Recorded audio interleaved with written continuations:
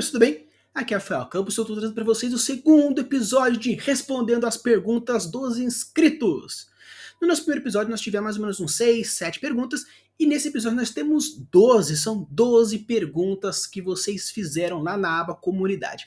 Então, primeiramente, vou falar aqui quando está saindo esse episódio, eu já estou criando um post lá na aba Comunidade para vocês deixarem mais perguntas, para a gente ter a parte 3, a parte 4, a parte 5, e assim respondendo todas as perguntas que vocês quiserem e puderem fazer, beleza? Nessa primeira parte desse episódio eu respondi 6 perguntas revoltadas à parte mais narrativa, e no nosso próximo episódio, que vai ainda sair essa semana, eu vou responder perguntas mais focadas à produção de world building propriamente dito, beleza? Então, se você fez uma pergunta e não aparecer nesse episódio, não se preocupe, porque ele ainda vai sair na segunda parte, que ainda sai essa semana, beleza?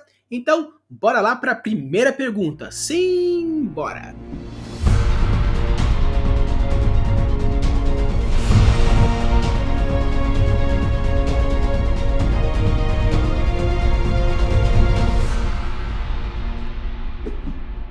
Pergunta número 1 de Igor Lins. Como apresentar um mundo mágico onde a magia é proibida? Estou criando um cenário que se passa numa era moderna e se trata de um mundo fantástico, porém a magia é absolutamente proibida. Como eu posso apresentar isso e mostrar que não é um mundo comum? Então, Igor, para responder a sua pergunta, primeiramente você tem que me responder algumas coisas. Por que essa magia é proibida? Quem as proíbe? Quem é capaz de fazer? É uma proibição sobrenatural, uma proibição por lei? Porque esse tipo de pergunta é importante para a gente saber como a gente pode primeiramente apresentar essa magia que ela é absolutamente proibida.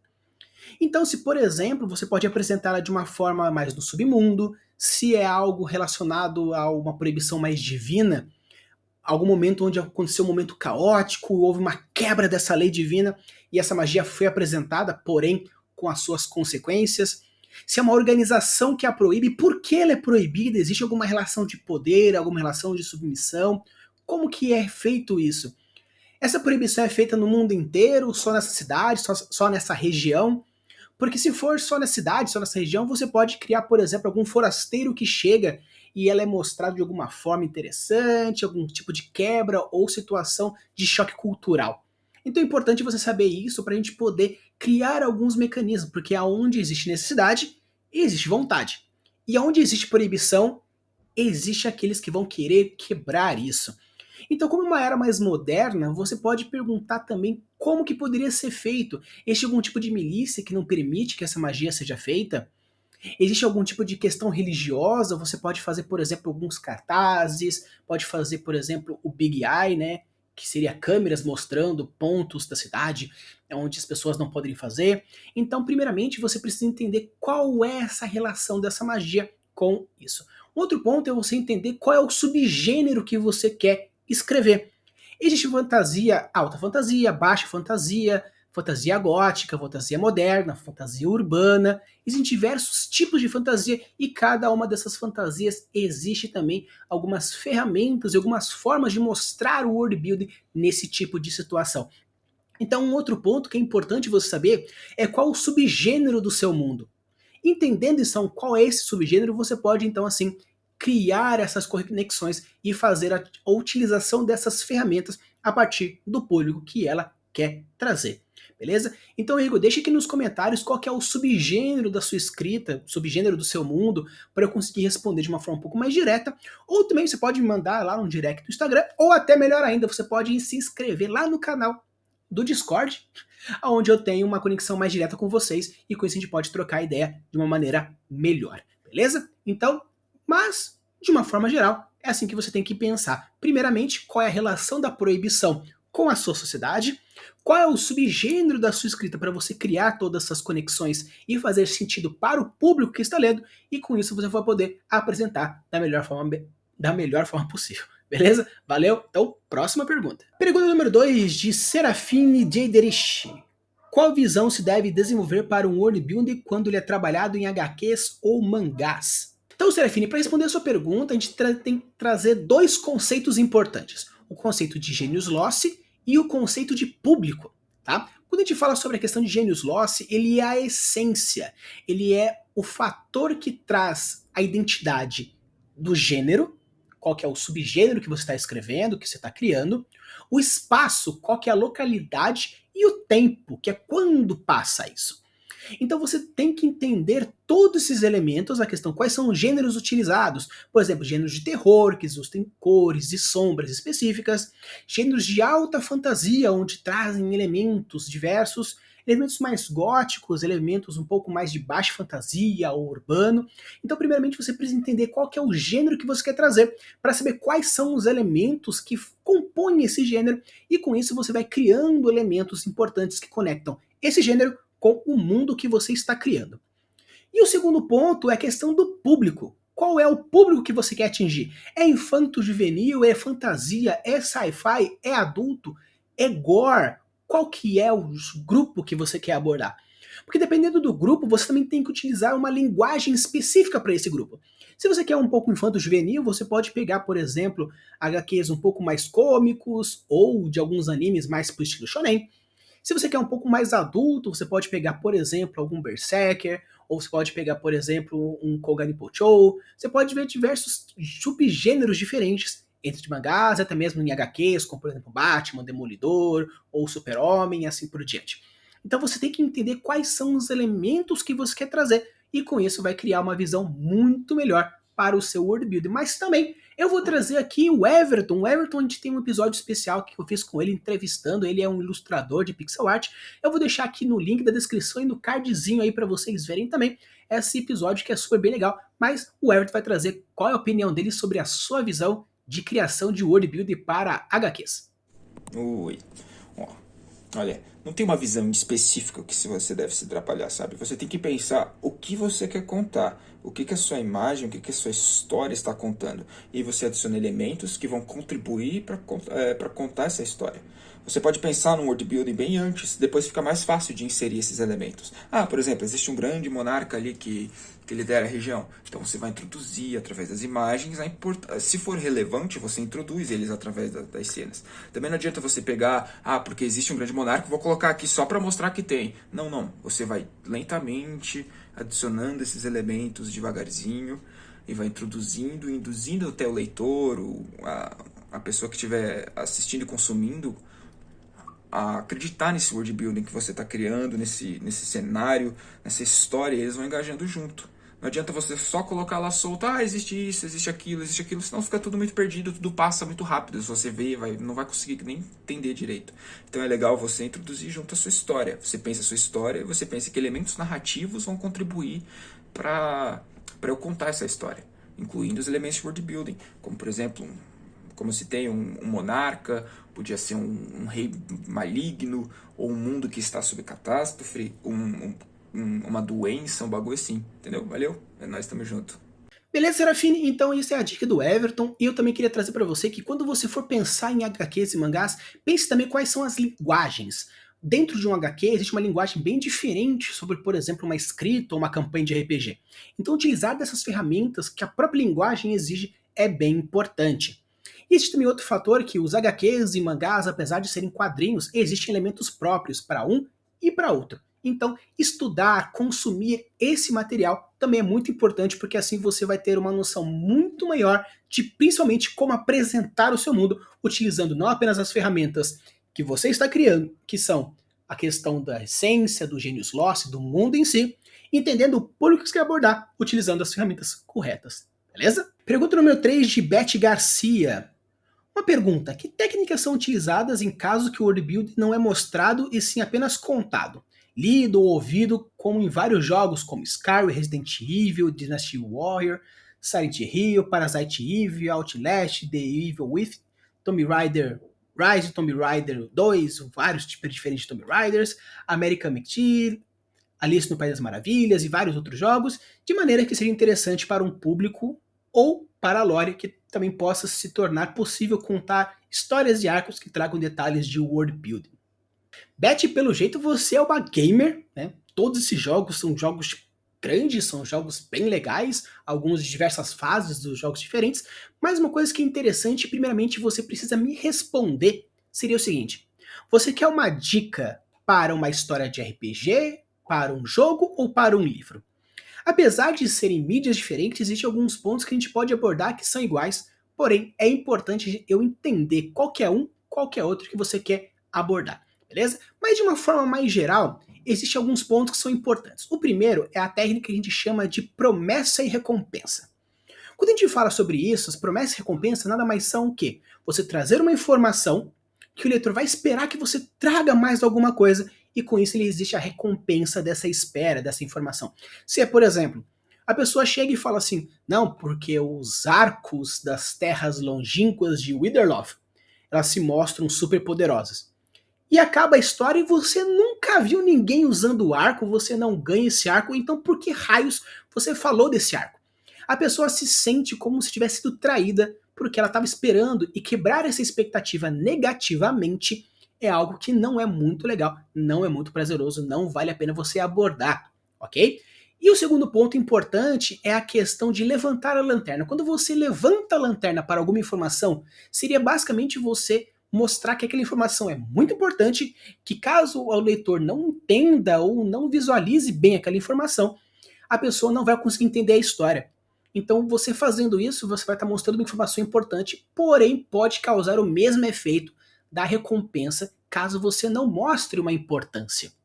Beleza? Então, uma coisa que vários jogos que você mostrou têm como exemplo são NPCs que chegam e conversam, diários, anotações, e convenhamos, quando essa história não é importante para o desenvolvimento da main quest, as pessoas pulam ou não lê o artigo, não lê o diário, pula a conversa do NPC até chegar ao ponto mais importante. Então, Beth, para a gente trazer uma coisa mais importante para você, para criar todas essas conexões, é você criar relevância. Então, Beth, resumindo, a importância está intrinsecamente nos motivos, importâncias e necessidades. É importante o leitor conhecer essa história, ou o jogador conhecer essa história. Se é importante, por que é importante? É necessário aquela informação específica para o melhor andamento ou aquela informação é apenas um detalhe? Qual é o motivo para isso? Você quer que aquilo seja para quê? Então, entender os motivos, necessidades e importâncias é o mais importante ponto para você colocar essas inserções sem quebrar qualquer expectativa, beleza? Então, sempre quando você for colocar pontos importantes que você achar que são interessantes para dar uma ampliada no seu world building, seja ele falar sobre os personagens, backgrounds ou ambiente, ambientalização, pense qual é a necessidade, qual é a importância e qual é o motivo que você quer trazer. Se você não encontrar resposta em nenhum desses pontos, é simplesmente enchão de linguiça, então sugiro você nem colocar, porque pode causar algum tipo de estranhamento, sendo uma promessa que você está fazendo para o seu leitor, e no final acaba sendo apenas uma recompensa que ele não vai aproveitar. Então, galera, se você chegou até aqui, não deixe de deixar o like, se inscrever, porque, nossa, tá dando um trabalho gigantesco pesquisar sobre isso e fazer esses vídeos para vocês, e obviamente também trazer convidados para responder essas perguntas. Então deixe seu like, se inscreve, porque, mano, tá sendo muito legal, apesar de ser trabalhoso, mas eu faço isso de coração. Então deixa aí o seu likezinho, se inscreve no canal, porque vídeo 2 vezes por semana sobre o World Building, só aqui no Gravitando Mundos. Pergunta número 4 de Grey Cat Gamer. Qual a melhor maneira de descrever um ambiente ou uma raça sem ficar algo massivo na literatura? É melhor pequenas pinceladas ou devo ser detalhista numa parte específica do texto para depois não precisar descrever novamente? Grey Cat Gamer, eu vou trazer uma resposta que talvez você não goste, que é aquele famigerado depende. Cara, de uma maneira geral, é melhor colocar algumas pinceladas, mas não será eu que vai responder as perguntas, e sim os meus amigos do Ex-Criativos. O Matheus Braga, que ele é escritor e revisor-chefe da revista Prosaica, e a Camila Fogazzi, que também é escritora. Beleza? Então, fique com um vídeo deles. Isso aí, Rafa, é foda, né? Começando, é uma coisa que a gente gosta de falar bastante lá nos Criativos, já de cara, que é na escrita não há regras. Você pode tudo, tudo é permitido, papel aceita qualquer coisa, né? Dito isto, você tem que ver tantas outras questões, né? O que é o seu gosto como escritor, o que é o seu gosto como leitor, né? Você está respondendo isso como escritor ou você está respondendo isso como leitor, né? Eu gosto de escrever aquilo que eu gosto de ler, então teoricamente é meio que as duas coisas se aliam, né? Mas da mesma forma, você tem que ver quem que é o seu público-alvo também, né? Para quem que você está querendo produzir aquilo, né? E aí, supondo, né? Aí falando do meu caso específico, eu sou um cara que não. Que o infodump ele me tira da história. O infodump, para quem não sei, provavelmente você já falou sobre isso em alguma vez no seu canal, mas o infodump, para quem não tá assimilando aqui agora, o infodump é aquele momento que você para, descreve uma coisa num parágrafo de uma forma mais extensa, né? Você está descrevendo ali devagar e falando detalhes e dando coisas, assim. Às vezes o infodump ele até pode ser curto também, mas ele é um infodump quando você para explicar alguma coisa pro seu leitor, né? E isso, sendo curto ou não, é uma coisa que me pega. Normalmente me pega quando é mais longo, mas eu, recentemente, trabalhando na revista Prosaica e lendo muito conto de muita gente e tal, assim, às vezes até o curtinho ele já me dá uma tirada, assim, sabe? Fala, putz, por que você tá falando isso, sabe? Não precisava disso aqui agora, né? Tipo, tenta deixar isso diluído num diálogo, num pensamento do personagem, não o narrador parando e explicando sobre aquilo, sabe? Essa coisa, ela me tira muito da história, mas da mesma forma que eu comecei falando que nada é proibido na escrita, né? Eu recentemente tive uma experiência lendo uma história acho que é do John Scalzi, se não me engano, e não tem em português ainda, em inglês, é o The Collapsing Empire, é o primeiro livro de uma série de 3, é uma ficção científica e tem infodump a dar com pau, e na hora que eu li o dele fluía comigo. Aí eu fiquei assim, putz, eu não tô sendo coerente comigo mesmo, né? Eu não gosto de infodump, não gosto de escrever infodump, me acho ruim quando pego pra ler, mas o cara, do jeito que ele faz ali, funciona comigo, tá ligado? Então, assim, é difícil, é complexo. A pergunta é complexa, mas eu, como escritor, prefiro evitar, e como leitor também prefiro evitar, apesar de ter casos que me passam mais tranquilo. Eu acho que antes de responder, a gente tem que lembrar, né, que o world building, ele é um dos três pilares, né, dos três pilares principais de uma narrativa completa, né, que é o world building, associado com os personagens, e, é claro, a plot, né, que é a história. E o mais interessante é que esse tripé, esses três, eles não funcionam, nenhum dos três funciona sozinho, nenhum dos três. Então, tipo, você não pode falar que, só, só, só a história que é importante, o plot que é importante, ou só os personagens que são importantes, ou só o world building.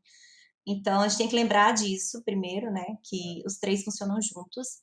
E eu acho que a apresentação dos três também tem que ser de forma coerente, né? Eu não tô falando que em todo momento que eu falar do personagem, que eu falar da plot e que eu falar do world building, eu tenho que falar das três coisas ao mesmo tempo, mas é interessante que os três tenham uma certa harmonia. Então, eu não leio uma história apenas pela plot, eu não leio um livro apenas pelos personagens, e não leio um livro apenas pelo world building. Então, os três funcionam junto, a narrativa é assim.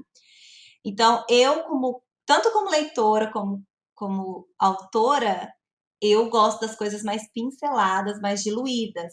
Por quê? Quando você tem um excesso de informações, que é o que a gente chama de infodump, que é aquele momento quando você está vendo um filme, ou lendo um livro, ou assistindo um jogo, ou jogando um jogo, que é quando você sente a mão do roteirista, sabe, do autor, do escritor, falando assim: toma essa informação para você, porque você vai precisar dela.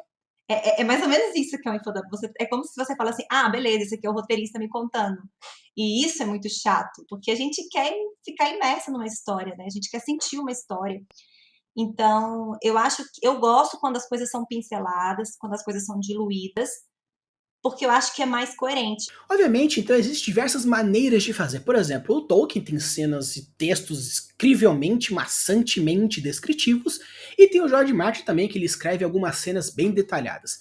Então, pensando um pouco na época e no gênero e no público que ele está trazendo, são pontos importantes. Então, você pode sim fazer cenas detalhadas, porém, o infodump, que são aquelas informações que jogam na nossa cara o que é importante, não é tão legal, não é tão interessante. Então é melhor ir pixelando.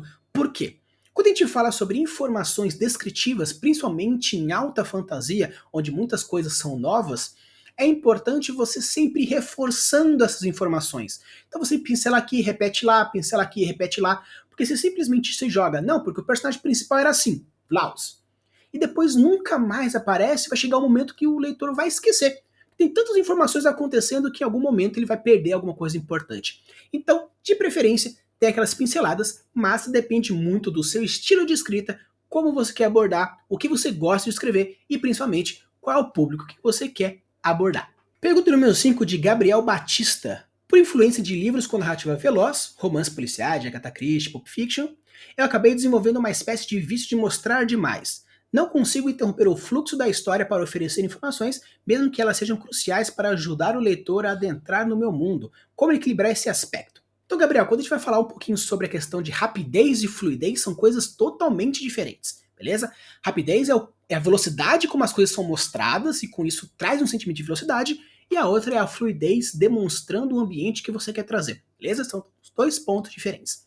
Mas, da mesma forma que na pergunta passada, eu vou deixar aqui a Camila e o Matheus respondendo essa sua pergunta, e depois eu volto com mais informações. Você conseguir descrever sem interromper, ficar interrompendo a história, né? É interessante porque a gente até já falou sobre isso no episódio também, né, Matheus? A gente sempre cita assim, um episódio, mas é porque tudo isso tem muito a ver com o ritmo da história, né? Então, assim, até o momento de você dar mais ritmo ou reduzir o ritmo de uma história, ele é controlado até mesmo com as suas descrições, com as suas frases, com seus Com parágrafos. certeza. Então, é interessante demais esse assunto. Mas a gente tem que ter isso em vista, tem um momento para tudo, né? Só para a gente ter isso em Uhum. vista. Mas a primeira dica que eu falo é até meio parecido com o que eu falei, né? Na outra pergunta que a gente respondeu, é você saber o momento de fazer cada coisa, né? E você não trazer informações que tirem o seu leitor da história. Então, descrições muito detalhadas em certos momentos, ele pode fazer essa quebra, fazer o que eu chamo de ladrão de imersão, sabe? Ele pode roubar aí essa imersão de certa forma. Então, assim, o que eu sugiro para que a gente mantenha o ritmo, né? É você, exatamente isso, você controlar as suas informações, as suas descrições, de acordo com a cena que você quer. Aí veio ouvir sobre o caso. Eu não tenho muito o que acrescentar. Eu concordo com a Camila praticamente tudo que ela falou. E aí, talvez, para tentar ajudar um pouco mais, ia citar o exemplo dos diálogos também. Quando você quer acelerar um diálogo ou quando você quer deixar um diálogo mais lento, né? A gente usa o que a gente chama de beat nos diálogos quando a gente quer fazer uma coisa mais cadenciada, né? Mais pausada. Bota uma pessoa para falar e aí você coloca aquele travessão e explica alguma coisa acontecendo na cena naquele momento, um movimento de cabeça, um movimento de, sei lá, de outra pessoa que passou perto, né? Alguma coisa que ele observou no outro. Então você está deixando o diálogo mais lento, mais, sei lá, mais diluído, mais tempo para o leitor assimilar as coisas que estão acontecendo. E aí se você quer um diálogo mais rápido, você vai com frasezinhas curtas também, né? Não coloca beat nenhum, vai mandando ali num ritmo mais acelerado, né? Acho que a outra coisa que eu tinha que falar, na verdade, ela não é nem muito diretamente relacionada a essa pergunta, mas eu acho que é importantíssima, que é você evitar dar informação que não tem nenhuma função, né? A gente fala isso bastante também, porque às vezes a gente quer descrever, beleza, você tá descrevendo que a espada é pesada, lá, igual a Camila estava citando, tá? Mas isso é relevante para sua história, sabe? Tipo, ou ela é só uma informação extra ali que você tá jogando, tipo, pra nada, sabe? Tipo, só pra falar, pra descrever uma coisinha a mais, entendeu? Porque o que a gente comenta disso, né? E isso, às vezes, você pode estar chamando a atenção do leitor pra alguma coisa que, na verdade, não tem função nenhuma, então ele vai ficar, putz, a espada é pesada, será que vai acontecer alguma coisa com essa espada em algum momento e ele não vai conseguir levantar e tal, não sei o quê. E aí acaba a história toda, acaba a cena toda e aquela informação não foi utilizada de forma alguma, sabe? Foi só vou acrescentar uma coisinha nesse diálogo aqui e mostrar que essa espada é pesada. Sabe como é? Pra que serviu isso, né? Qual o propósito? Então, assim, a gente entra muito na questão também da consciência narrativa, né? Que é você escrever como, já conscientemente, a gente vai só com a prática a gente chega nisso, e a gente eu nem gosto de falar que eu tenho isso atualmente também, porque é um negócio que eu acho que leva anos mesmo, e produzindo muito, muito conteúdo, mas que é você escrever só coisas que são essenciais mesmo, coisas que são importantes, e não quer dizer que seu livro vai ficar minúsculo por causa disso, você vai conseguir escrever coisas que são importantes e relacionar elas, você vai conseguir fazer dar um sentido para tudo que está ali, né? E parar de escrever coisas que só por escrever, só para acrescentar, para parecer que esse seu livro é muito grande. Não, parabéns, você escreveu bastante coisa, mas são coisas úteis, né? Ou não? Ou são coisas só para encher linguiça ali, né? Essa que é a questão. Então, Gabriel, vou trazer aqui para você, resumindo o que foi dito aqui pela galera. Se você quer trazer uma ideia de velocidade, ideias rápidas, diretas, diálogos curtos e diretos. Se você quer trazer um pouco mais de introspecção, um pouco mais de lentidão, aí sugiro diálogos maiores, com parágrafos maiores, beats. Os beats seriam a pessoa disse alguma coisa, falou enquanto blá blá blá blá blá blá.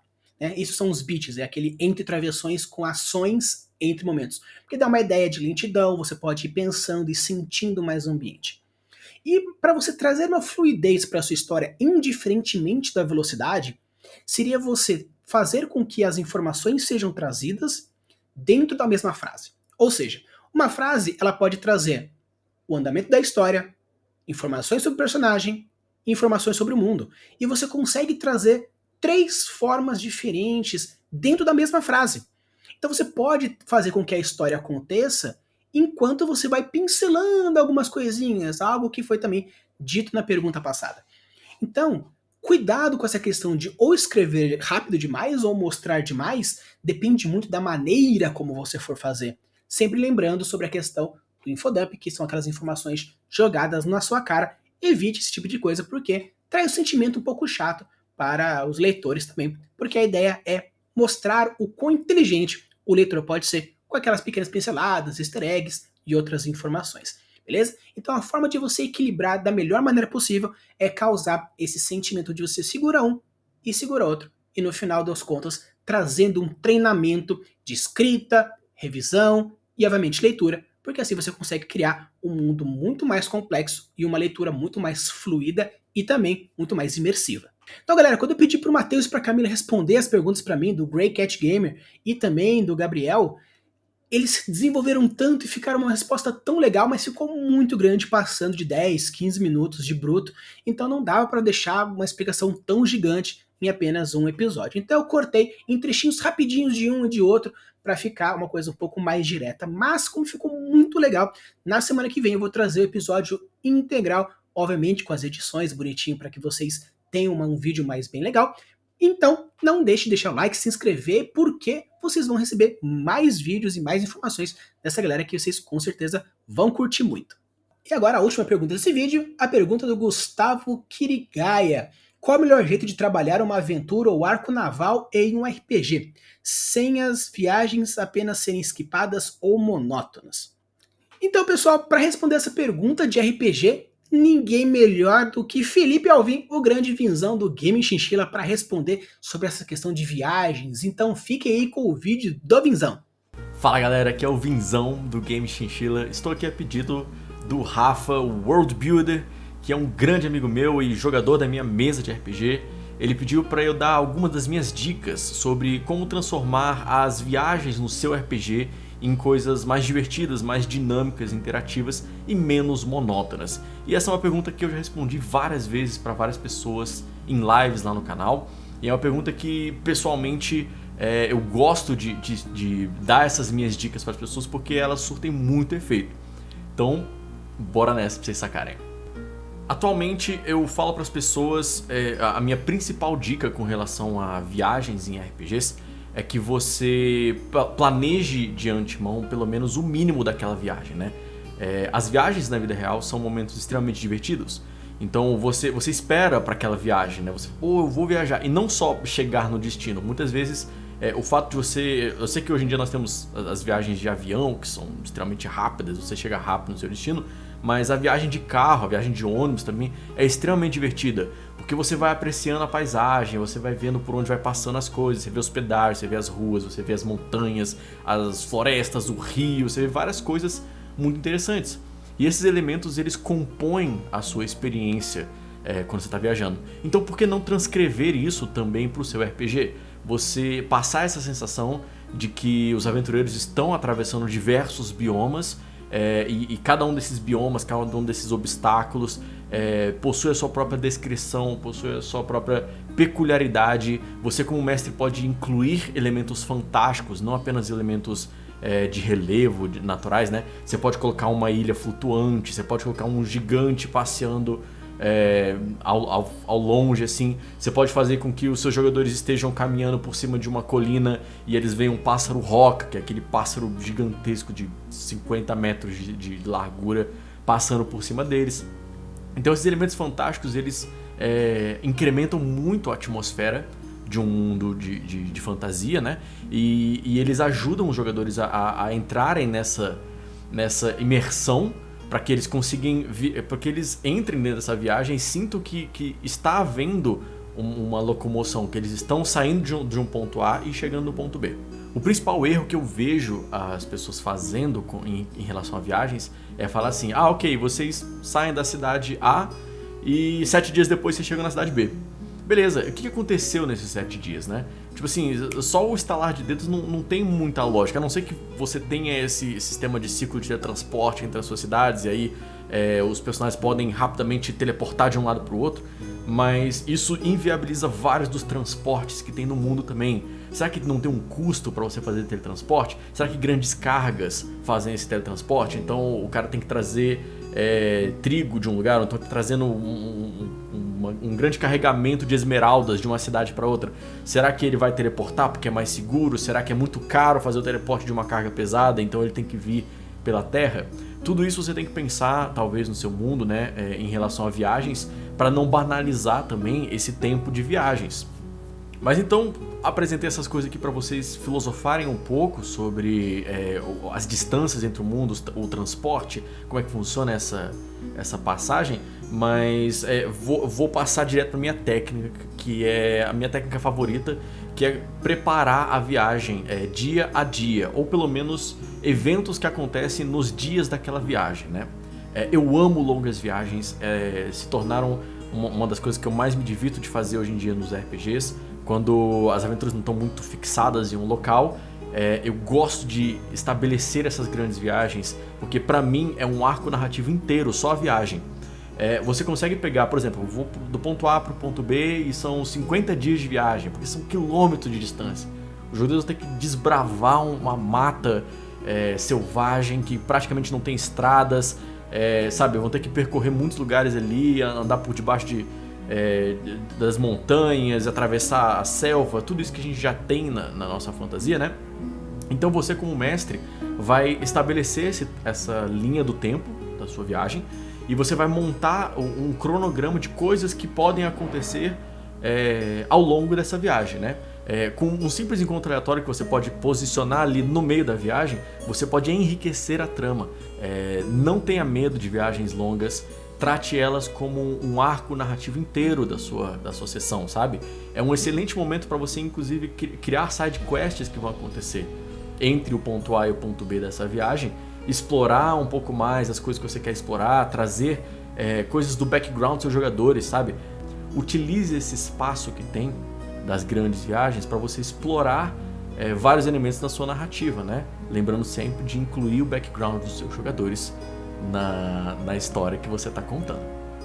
Bom, galera, era essa a dica que eu tinha. Rafa, espero que fique boa. Eu acabei expandindo muito aqui essa dica, mas tô dando aqui de coração o que eu utilizo para as minhas grandes viagens e tem funcionado com uma certa frequência aí já há uns 3, 4 anos que eu uso essa técnica e ela funciona muito bem. Então, espero que agora vocês também utilizem ela.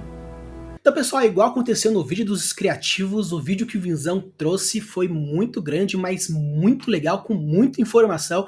Então eu tive que cortar alguns trechos para ter uma resposta um pouco mais direta dentro daquela pergunta que o Gustavo trouxe aqui pra gente. Mas, como eu também falei na questão dos criativos, eu vou trazer também na semana que vem um episódio específico trazendo esse vídeo na íntegra para vocês com mais detalhes, mais informações.